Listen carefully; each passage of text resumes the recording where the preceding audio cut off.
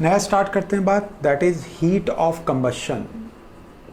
Heat of combustion, combustion word हमारे समझ में आता है, are you understanding? Okay, combustion is means अगर हम किसी चीज़ को जलाने लगते हैं, ठीक है, that is known as combustion. Simple सी बात है, कंबशन मतलब बर्न, ठीक है, हमने किसी को बर्न किया। उसमें जो सबसे इंपॉर्टेंट बात होती है वो ये होती है कि जब हम किसी चीज़ को बर्न कर रहे हैं तो कंप्लीटली बर्न होना चाहिए, ठीक है। कैसे? Suppose we are having CH4 then O2, it is CO2 plus H2, ये कंबशन है। कार्बन CO2 फॉर्म में पहुंची, ठीक है, कार्बन हमारी अगर CO में पहुंचती है कंबशन नहीं कहलाएगा, ठीक है। और क्या इंपॉर्टेंट है, it is the energy release. Heat of combustion क्या होता है? It is the energy release to combust 1 mole of a substance into proper oxide, proper oxide में बनाने के लिए। तो ये प्रॉपर ऑक्साइड में ये गैस बनता है और ये बना करता है कैसा? लिक्विड, ठीक है। ये हमारे पास में यहाँ कितने दिए हुए हैं? ये 2 दिया हुआ है। इस तरह से हमारे पास में ये बैलेंस हो जाता है, इसको इस तरह से लिख सकते हैं। ये हमारे पास में क्या है? CH4 को हम कंबस्ट कर रहे हैं to proper oxide, to give proper oxide, proper oxide देने के लिए हम इसको कंबस्ट करते हैं। हमारे पास में जो सबसे ज़्यादा इंपॉर्टेंट बात होती है, प्रॉपर ऑक्साइड मतलब कार्बन का CO2 होना चाहिए, हाइड्रोजन अगर कंबस्ट होता है तो H2O बनाए, लेकिन कैसा? लिक्विड, और CO2 गैस बनना चाहिए। नाइट्रोजन अगर होता है तो NO2 गैस, ठीक है, Na अगर होता है तो Na2O सॉलिड। ये हमारे पास में होने चाहिए, ये हमारे पास में होने चाहिए, ठीक है। This is a very important. हमारे पास में अगर सल्फर है तो कंबस्ट होकर के देना चाहिए SO2। अगर हमारे पास में कार्बन से CO बन रहा है तो this is not combustion. If this is form carbon is converting into CO, then it is not the combustion. For the combustion, proper oxide should be there. Gas, liquid, gas, solid, this type of oxide. Metal should give a solid oxide देना चाहिए उसको, ठीक है। ये हमारे पास में क्या होएगा? हीट ऑफ कंबशन का फंडामेंटल्स होंगे। अब हमारे पास में जो दूसरी बात आती है, जो सबसे इंपॉर्टेंट है इसके अंदर, उसके ऊपर हम अपनी बात को पूरा करते हैं। वो ये है कि हमारे पास में अगर कहीं पर दिया हुआ है CH4 था, ठीक है, उसकी जगह NH3 हमारे पास में दिया हुआ है, NH3 plus O2 is equal to NO2 plus H2। एक चीज़ का ध्यान रखेंगे, इधर हमें 1 रख के चलना है कंबशन के लिए, इसे 1 रख के उधर हम सब कुछ बैलेंस करते हुए राइट साइड में चलेंगे। लेफ्ट साइड में हमें कुछ भी बैलेंस नहीं करना है। इसी तरह से अगर हमारे पास में कहीं भी, ठीक है, कार्बन दिया है, कार्बन एज ए ग्रेफाइड है या कार्बन एज ए डायमंड है, अगर हम O2 ले रहे हैं, कंबस्ट कर रहे हैं, तो CO2 मिलना चाहिए एज ए गैस। अगर हम कंबस्ट कर रहे हैं तो CO2 मिलना चाहिए as a gas. Means carbon चाहे ग्रेफाइड हो, कार्बन चाहे डायमंड हो, लेकिन कंबशन करने पर वो हमेशा CO2 गैस देना चाहिए। ये हमारे लिए बहुत बहुत बहुत इंपॉर्टेंट पार्ट हुआ करता है, बहुत बहुत इंपॉर्टेंट आर्टिकल हुआ करता है, ठीक है। हमारे पास में जो एक और इंपॉर्टेंट बात आती है, जो हमारे पास में है, वो ये है कि जब भी हम हीट ऑफ कंबशन की बात करते हैं या किसी भी रिएक्शन की बात करते हैं, तो हमारे पास में क्या होता है? Heat of formation of product minus heat of formation of reactant. यहाँ से हम हीट को कैलकुलेट करते हैं। जो इंपॉर्टेंट बात है उसके ऊपर मैं डिस्कशन करने जा रहा हूँ। सपोज मेरे पास में कहीं पर लिखा हुआ है, कहीं भी लिखा हुआ है S2 plus O2 is equal to H2O, ठीक है, यहाँ 2 लिख दिया, यहाँ 2 लिख दिया। हमसे कहेगा क्या ये हीट ऑफ कंबशन है? Is this heat of combustion of H2? तो आप कहेंगे ये हीट ऑफ कंबशन की प्रोसेस नहीं है। The reason is it should be 1। इसको क्या होना चाहिए? 1 होना चाहिए, ठीक है। मान लीजिए 1 बना दिया। दूसरी बात क्या है? ये हमारा कैसा होना चाहिए? लिक्विड होना चाहिए। तो दोनों ही चीज़ें इंपॉर्टेंट है हमारे पास में। पहली चीज़ ये कि हीट ऑफ कंबशन ये आपका कब कहलाएगा? ये हीट ऑफ कंबशन तब कहलाएगा जब ये 1 होना चाहिए, और ये H2O जो बना है that should be a liquid, ये हमें लिक्विड मिलना चाहिए, ठीक है। ये हमारे पास में बात क्लियर होनी चाहिए। इसी बात के ऊपर हम बहुत सारे कॉन्सेप्ट्स को, बहुत सारी चीज़ों को आगे की ओर सॉल्व करते चलेंगे, आपसे बात करते चलेंगे कि हम किस किस तरह से इन चीज़ों को करने जा रहे हैं, ठीक है। हमारे पास में कुछ क्वेश्चंस आपको दिए हुए हैं। इन क्वेश्चंस को थ्योरेटिकल बेस्ड क्वेश्चन है, इनको आप इजीली सॉल्व कर सकते हैं। न्यूमेरिकल तो भले से हैं, लेकिन हमारे पास में क्या है? थ्योरेटिकल कॉन्सेप्ट हमारे पास में ज़्यादा दिखाई देते हैं। तो हमारे पास में जो बातें आती हैं उन सब चीज़ों को आगे की ओर हम लेते हुए चलते हैं। और यहाँ कुछ बातें जो मैंने इसके अंदर बुक के अंदर दी है वो आप देख करके चल सकते हैं। वो बात आती है कंबशन के रिस्पेक्टिव, क्या? Calorific value, CV, calorific value. तो ये क्या होता है? ये होता है हीट ऑफ कंबशन पर ग्राम। इसका दूसरा नाम हुआ करता है, क्या नाम होता है? Fuel value. फ्यूल वैल्यू, और कैलोरीफिक वैल्यू। तो ये हमारे पास में क्या चीज़ है, ज़रा मैं आपको समझाना चाहता हूँ। एक फ्यूल हमने लिया, कोई भी फ्यूल लिया, मान लीजिए पेट्रोल लिया, केरोसिन लिया, उसका 1 ग्राम को कंबस्ट करने से, उसके 1 ग्राम को कंबस्ट करने से जितनी हीट मिलती है, that is known as calorific value. एक बहुत इंपॉर्टेंट बात है, क्या कैलोरीफिक वैल्यू अगर ज़्यादा है तो हम मानते हैं कि फ्यूल बहुत अच्छा है। कैसे? हमें क्या कहा, किसी ने कहा कि 1 kg हम पेट्रोल ले आए, 1 kg हम क्या ले आए, डीजल ले आए। दोनों को अगर हम कंबस्ट करेंगे अलग अलग तो पेट्रोल के अंदर से एनर्जी ज़्यादा निकल करके आएगी। This is a very important part. अब जो आपको मैं बताने जा रहा हूँ, क्या कि हम कहीं भी मेजरमेंट करते हैं तो हम पर मोल नहीं मानते। हम कहीं जा करके किसी भी चीज़ को हम ये नहीं कहते कि मेरी गाड़ी की टंकी में 2 मोल्स पेट्रोल भर देना या 20 मोल्स डीजल भर देना। नहीं, हम क्या मांगते, 2 litre, 10 litre, 20 litre. Means amount क्या होती है, लीटर में, केजी में, ग्राम्स में होती है। तो पर ग्राम जो हीट हमारी इवॉल्व होती है, that is known as calorific value. उसे हम कैलोरीफिक वैल्यू कहा करते हैं। ठीक है, अब हमारे पास में जो क्वेश्चन इसके अंदर आते हैं उनके ऊपर हम बात करते हैं। जैसे दिया हुआ है एक क्वेश्चन में कि CH4 की कैलोरीफिक वैल्यू हमें देखनी है, तो हीट ऑफ कंबशन इसकी हमें दी हुई है 20 किलो कैलोरी पर मोल। C2H6 की हीट ऑफ कंबशन दी हुई है, that is 40 kilo calorie per मोल, ये हमें दी हुई है। तो पहले वाले की बात करते हैं तो इट इज 30/16, 1 मोल में कितना होता है, 16 ग्राम। इस वाले की बात करते हैं तो 40/C2H6 का कितना होता है, 30, इट इज 1.33, और दिस इज अप्रॉक्स 2। इस वाले में जो हमारे पास में हीट निकल के आएगी वो 2 किलो कैलोरी पर ग्राम आएगी। इस वाले में जो हीट निकल के आएगी 1.33 किलो कैलोरी पर ग्राम निकल करके आएगी। तो किसकी एनर्जी ज़्यादा है, CH4 की। किसकी एनर्जी ज़्यादा है, CH4 की। CH4 की एनर्जी हमारे पास में ज़्यादा है। ठीक है, ध्यान रखे रहेंगे इस चीज़ को। चलिए, बहुत अच्छी बात है। इससे नेक्स्ट पे हम चले जाते हैं। इससे नेक्स्ट हमारे पास में क्या है, वो हमारे पास में क्या दिया हुआ है, कुछ क्वेश्चंस को दिया हुआ है। हमसे कहता है इफ हीट ऑफ कंबशन, तो उससे पहले एक और इंपॉर्टेंट क्वेश्चन मैं आपको बताना चाहता हूं। हमारे पास में क्वेश्चन करता है which is heat of combustion. कौन हीट ऑफ कंबशन है, C diamond plus O2 is equal to CO2, B C graphite plus O2 is equal to CO2,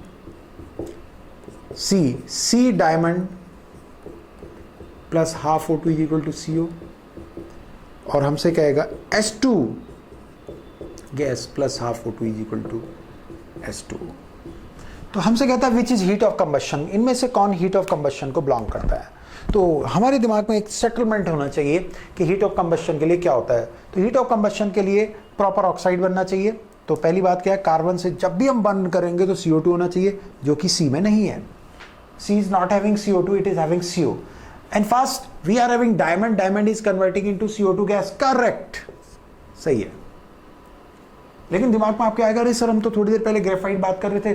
the graphite was for heat of formation, graphite heat of formation के लिए था, not for heat of combustion. This is very important part. So graphite या diamond जिसको भी आप burn करते हैं, अगर वो CO2 के रूप में गैस को देते हैं, then it is always heat of combustion. ये हमेशा हीट ऑफ कंबशन को ही शो करता है, हीट ऑफ कंबशन को ही शो करता है। तो ग्रेफाइट बर्न करें चाहे डायमंड बर्न करें, अगर वो CO2 प्रोड्यूस कर रहा है then it is heat of combustion. ठीक है, अगर ये मेरे पास एक डस्टर है, इसके अंदर कार्बन हाइड्रोजन दोनों है, अगर मैं इसको बर्न करता हूं तो इससे CO2 निकलना चाहिए और H2O के रूप में लिक्विड फॉर्म में आ जाना चाहिए, then it is a proper combustion. ये अपने आप में एक प्रॉपर कंबशन हुआ करता है। ठीक है, चलिए अब आपसे बात करते हैं एक नेक्स्ट इंपॉर्टेंट पॉइंट की। वो हमारे पास में क्या है कि अगर हमसे ये कहता है क्वेश्चन के अंदर, if heat of combustion of CH4 is 600 kilo calorie per mole, then find out heat release by the combustion of 64 gram CH4। हमारे पास में क्वेश्चन में कहा गया है कि हीट ऑफ कंबशन जो दी हुई है CH4 की, वो कितनी है, 600 किलो कैलोरी पर मोल, इतनी दी हुई है। हमसे कहता है 64 ग्राम की हीट बताइए। सिंस पर मोल है तो 64 के मोल्स कितने होंगे, weight upon molecular weight, that is 4। पर मोल की एनर्जी कितनी, 600 किलो कैलोरी, 4 मोल्स की कितनी होगी? Heat will be 600 into 4, that is 2400 kilo calorie. 2400 kilo calorie इसकी क्या होगी? हीट होगी। उसने कहा है कि 600 किलो कैलोरी पर मोल एनर्जी, पर मोल 1 मोल से एनर्जी मिलती है, तो हमें बताना है कि 64 ग्राम से कितनी मिलेगी। तो 64 से निकाला जा सकता है। ठीक, नेक्स्ट क्वेश्चन है, find out heat of combustion of NH3 if heat of formation is given. Heat of formation हमें दी हुई है कुछ कंपाउंड्स की, हमें heat of combustion of NH3 हमें सॉल्व करके बताना है। तो heat of combustion of NH3 हमारे पास में क्या होगा? NH3 plus O2 is equal to what? NO2 plus H2O। Balance करेंगे कंबशन के लिए, it should be 1, hydrogen it should be 3, okay, 3/2, so here it will be 7/2। ये 7/2 होकर के हमारे पास में सॉल्व होगा। इसको अगर हम बात करने लगेंगे तो ये हमारे पास में क्या हो जाएगा? 7/4, 7/4 होगा, क्योंकि यहाँ ऑक्सीजन का सम कितना है? 3/2 प्लस 2 दैट इज 7/2। यहाँ से कैंसिल होगा, it will be 7/2।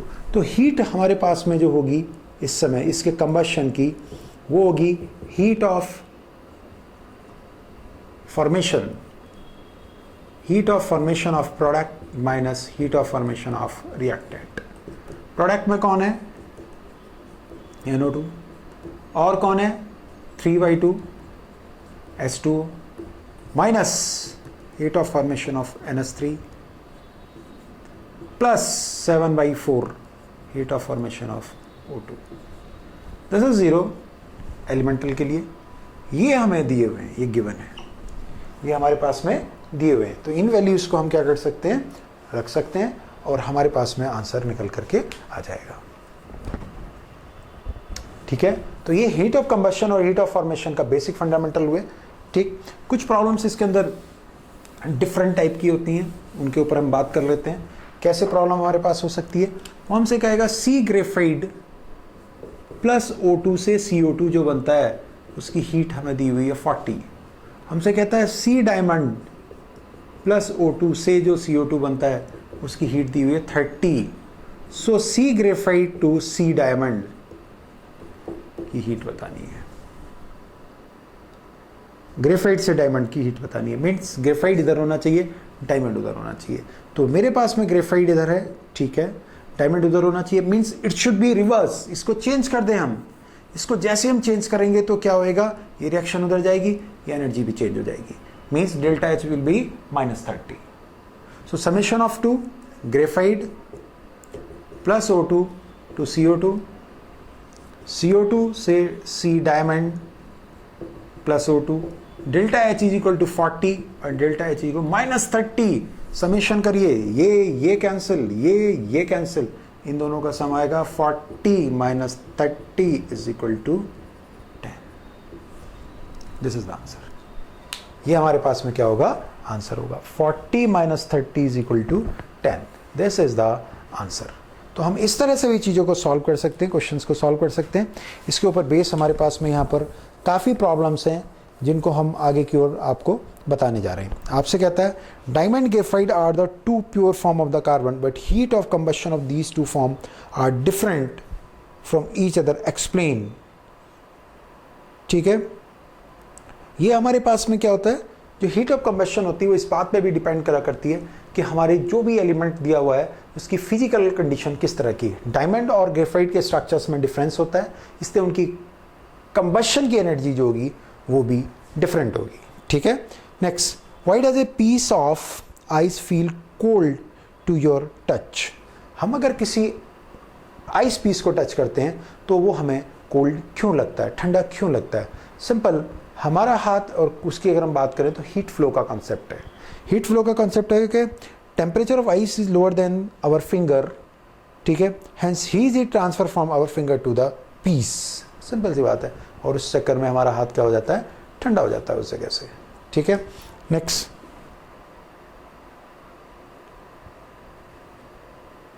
Do you believe that the statement that the energy of the universe is conserve?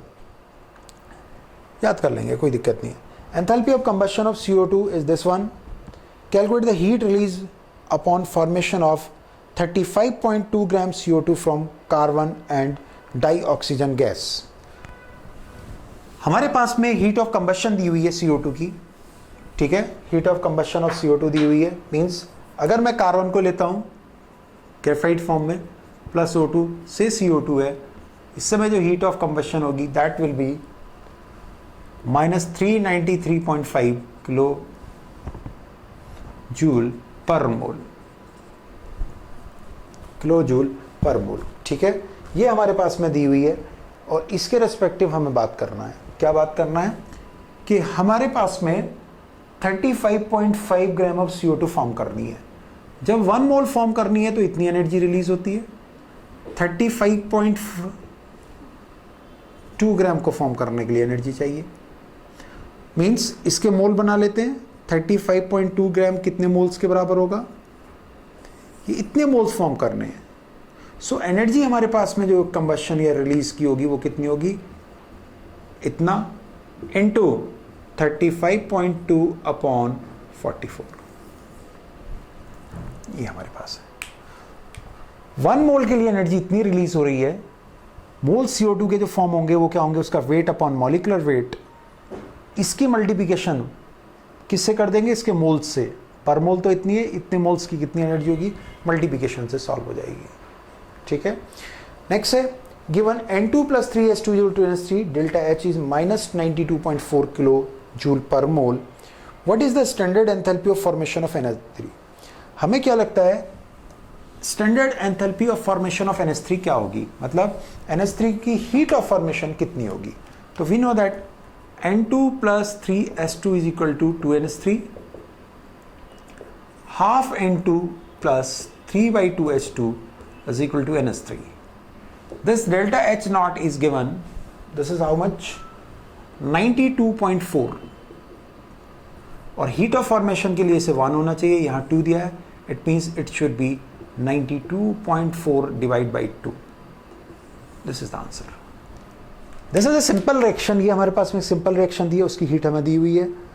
Heat of formation का मतलब इट शुड बी 1 होने का मतलब डिवाइड बाय 2। ये हमारे पास में आंसर आ जाता है। तो क्वेश्चन नंबर हमारे पास में कौन से क्वेश्चन को हमने सॉल्व कर दिया? क्वेश्चन नंबर 5 को हमने सॉल्व कर दिया।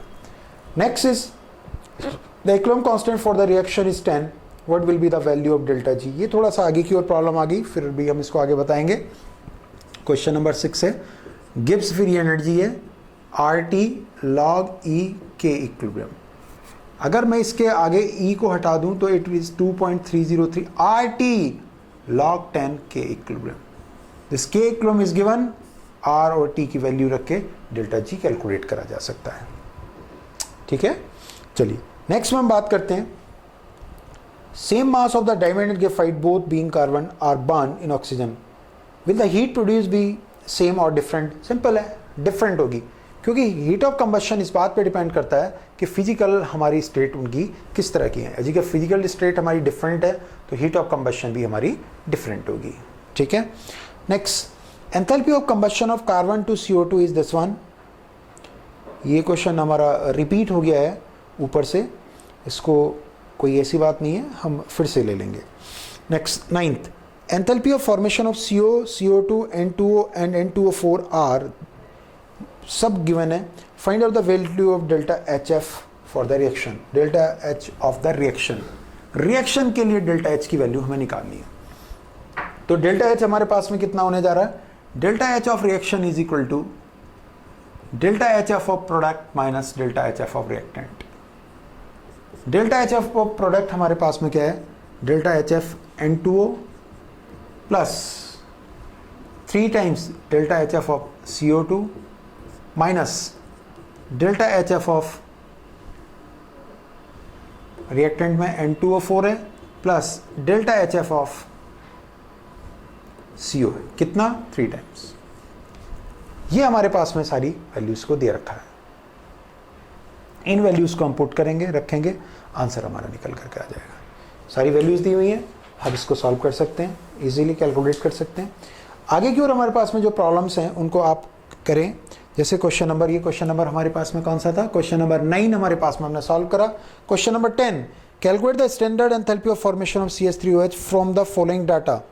ये हमें कुछ डाटा दिए हुए हैं, यहाँ से CH3OH को हमें फॉर्म करना है। देखिए हमें CH3OH को फॉर्म करना है, मतलब हीट ऑफ फॉर्मेशन का कहीं ना कहीं जिक्र चल रहा है। तो फॉर्म करने का मतलब हमारे पास कार्बन है,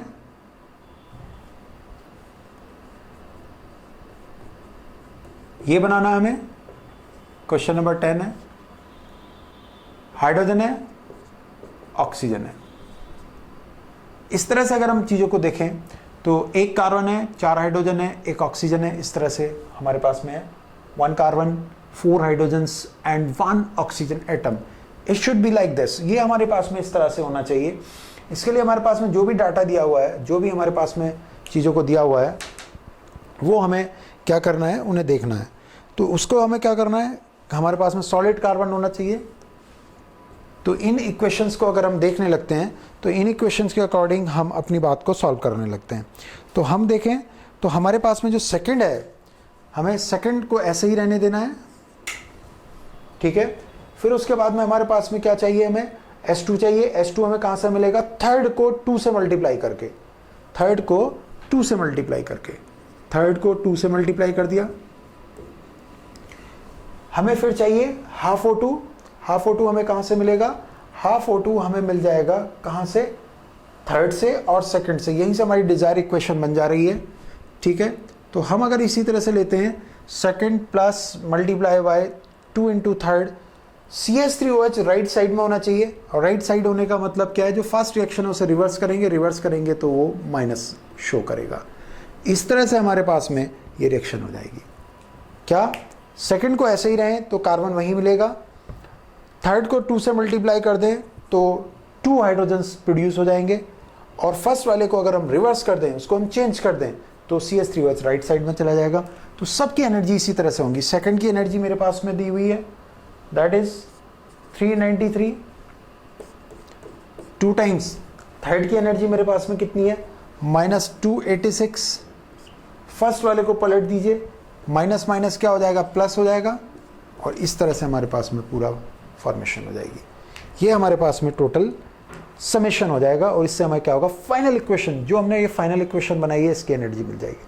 सेकंड में ये यहाँ पर है, थर्ड में ये यहाँ पर है, और फर्स्ट को रिवर्स करने पे CH3OH राइट साइड में चला जाता है हमारे पास में, ठीक है। चलिए नेक्स्ट इज 11 नंबर प्रॉब्लम है।